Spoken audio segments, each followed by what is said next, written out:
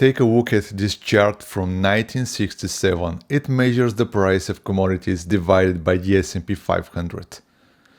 What we are looking at is a floor that we have only hit 3 times in modern history: 1971, 1999 and today. And it is critical to understand that every previous time we touched this line, it triggered a multi-year supercycle where commodities outperformed stocks by 8x. Today I'm going to walk you through a chain reaction that is already unfolding before our eyes. It starts with energy, but it ultimately ends with the price of everything you eat. Before we dive into the charts, let me be clear. I don't work for a bank, I'm not here to sell you a course. As a former hedge fund trader, my focus is purely on reading the data and telling you exactly what I see. And right now the data is flashing red. Countries are still assessing the damaged infrastructure in the Gulf. France has officially confirmed that 30 to 40% of Gulf energy infrastructure has been destroyed in recent conflicts. And it is a lot. The IEA is already calling this the largest supply disruption in the entire history of the oil market. We're talking about 5 million barrels per day of regional capacity knocked offline, a number that could easily double by mid-April. But if the situation is this extreme, why haven't markets panicked yet? Look at this memo from Citi Research. Back in 2020, it took markets a full month to price in COVID. In 2022, when oil spiked on the Russian invasion, stocks took months to properly react. Citi's analysts described the 2022 energy shock this way. It is like when the sun explodes. There is calm for the 8 minutes it takes for the light to reach Earth. So they wrote that about a crisis a fraction of this size. Today's shock is vastly larger and those 8 minutes are not over yet. Months ago on this channel I warned you that silver was set to fall and equities were vulnerable, pointing directly to oil as the breakout trade to watch. All 3 of those scenarios played out exactly as mapped. This is what we do here. We spot the rotation before the crowd does. If you want the next play before it hits mainstream news, make sure you subscribe. Now, oil never moves in a vacuum. It is the foundational input for almost everything else. So let's follow the rest of the chain reaction. The very first domino to fall is fertilizer. Natural gas is the critical feedstock for producing urea, which means you are now seeing urea surge above $600 per short ton. This is a rapid 3-year high. Farmers simply cannot absorb these input costs, and as a result, many are already shifting their acreage away from fertilizer-heavy crops. Which immediately brings us to wheat. Pulling up the weekly chart, we have a textbook cup and handle formation.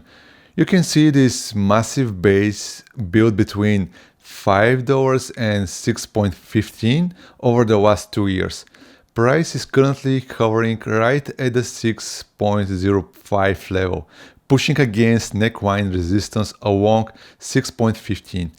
If we secure a weekly close above that level, the breakout is confirmed, giving us a technical measured move target of 702, which I've marked for you on this chart. Corn is showing the exact same stress. Since peaking at 840 back in 2022, corn has been trapped in this descending channel.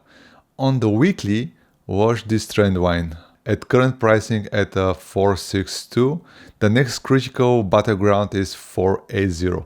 So if we close above it, the next target is 505, which acted as a major support turned resistance in 2023.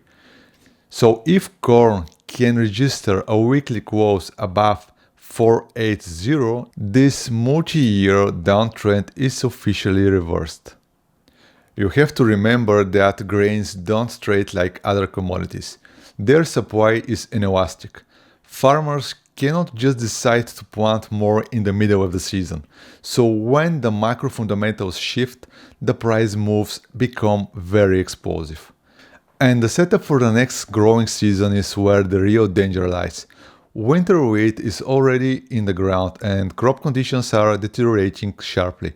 Oklahoma just rated only 40% good to excellent and Kansas is already below 50%. Meanwhile, spring planting for corn and spring wheat hasn't even been started yet. With farmers facing record input costs from this exact energy crisis, all eyes are on the upcoming USDA prospective plantings report on March 31st. The market is wildly bracing for a decline. But let's step outside of the grains for a second. Take a look at the sugar. On the monthly chart, if we zoom out all the way out to 1997, you can spot this incredible trend line that begins at 1999 low near 3 cents, brushing to 2018 and 2020 bottoms. We have also this multi-year trend line between 2017 and 2026 which turned support. We have clear demand zone between 14.1 cent and 15.8 cents, with immediate horizontal resistance at 16.85. And technically speaking, sugar is the commodity that could move the fastest if oil stays above this $100 range. Why? Because of the mechanics of Brazil's sugarcane mills. These facilities can freely switch between production either sugar or ethanol. When crude oil prices spike, ethanol becomes massively more profitable. Mills immediately divert their sugarcane away from global sugar markets, crushing supply overnight. So if oil holds these highs through April, our thesis suggests sugar could easily tear through that 16.85 resistance level, targeting the 2023 highs up near 28. And finally we have live cattle. Look at this weekly parabola. We run from $80 at the COVID low straight up to an all-time high of $250.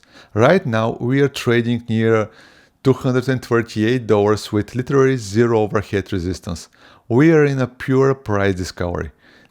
Now as a trader, you always have to respect risk. Parabolic moves like this can correct very violently. So our invalidation line for this run sits at the prior consolidation floor of $210. But factoring in the fundamentals, the major driver for cattle is simply feed costs. So if corn and wheat keep pushing higher under energy pressures, cattle will constantly be repriced upward to compensate for that. This pressure extends to industrial metals too. Emirates Global Aluminium, the largest producer in the region, has just confirmed significant damage to their flagship smelter in Abu Dhabi following recent strikes.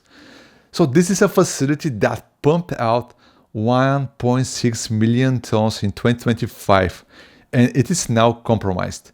This is pushing aluminium prices on the line to $3,300 a ton, a 5-year high.